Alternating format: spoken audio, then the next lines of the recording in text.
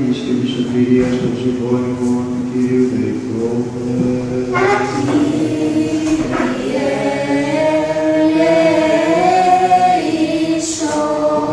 Της ειρήνης του σύμπαντος κόσμου, ευσταθίας των Αγίων του Θεού Εκκλησιών και της των πάντων ενώσεως του Κυρίου δεηθώμε.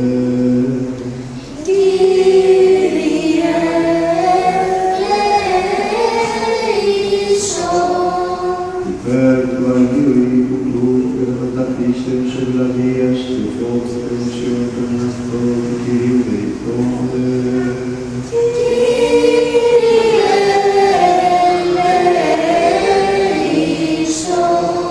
Υπέρ του Πατρός και του Επισκόπου ημών εφραίων του Κυρίου Ελευθερίου της Χριστόβια Αγωνίας, παντός του Κύριου και του λαού του Κυρίου δεηθώμε.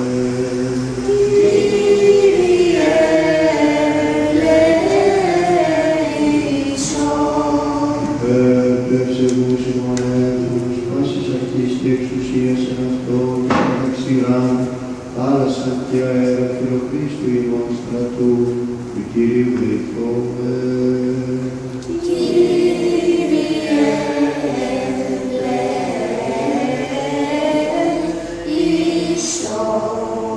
Υπέρ της πόλεως και νήσου ταύτης, πάσης πόλεως χώρας, και των πιστικών των εναυτές του Κυρίου δεηθώμε.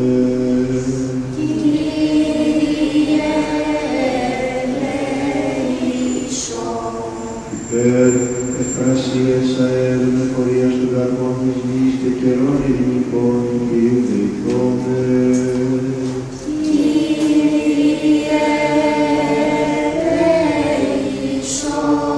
Υπέρ πλεόντων, δικολούντων, οσούντων, καμνών των εκμαλώτων και της σωτηρίας αυτών του Κυρίου δεηθώμε.